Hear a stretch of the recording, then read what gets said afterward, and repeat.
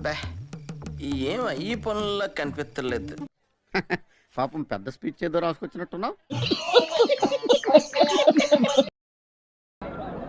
ఏ పంటకు కూడా ఈ రోజు రాష్ట్రంలో గిట్టుబాటు ధరలు లేవు. అరే రే రే రే పెద్ద సమస్య వచ్చి పడిందే, ఇప్పుడు ఏం చేద్దాం? వైఎస్ఆర్సీపీ ప్రభుత్వం ఉన్నప్పుడు వేరుశనగ, అరటి, చీని, పొగాకు, కోకో అది నాకెందుకు చెప్తున్నారు? సంవత్సరం కిందట ఉన్నది. వైఎస్ఆర్సీపీ ప్రభుత్వం పోయింది, సంవత్సరం అయిపోయింది. తెలిసింది చెప్పకురా. ఎందుకు సార్ పాతగాయని మళ్ళీ రేపుతారు? ఈరోజు ఒక్క ఈ పొగాకు పంటే తీసుకుంటే అయితే మీకు తెలియని విషయం ఒకటి చెప్తాను.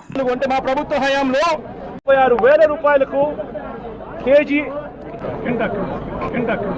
అంతేలే. ఇప్పుడు నువ్వు చెప్పింది నీకైనా అర్థమైంది. కేజీ 36,000 రూపాయలకు. Fantastic. What a memory, what a memory power, what a memory.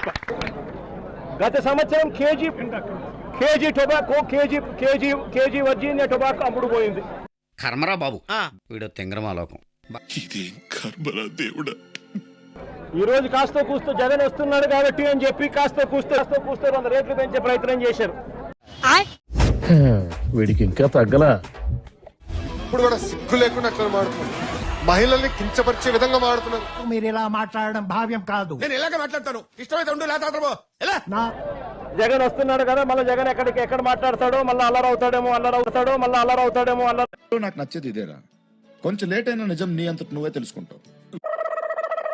Kommineni Srinivasan ఆరా పోరా తోరా గిరా అని వాడిని తిట్టేయటం ఆయన్ని. మా భారతమ్మకు ఇప్పుడు జగన్మోహన్ రెడ్డి గారికి ఈ జర్నలిస్ట్ మాట్లాడినటువంటి మాటలకు సంబంధం ఏంటని నేను అడుగుతా ఉన్నాను. కత్తికి బొచ్చుకి ఉన్న సంబంధం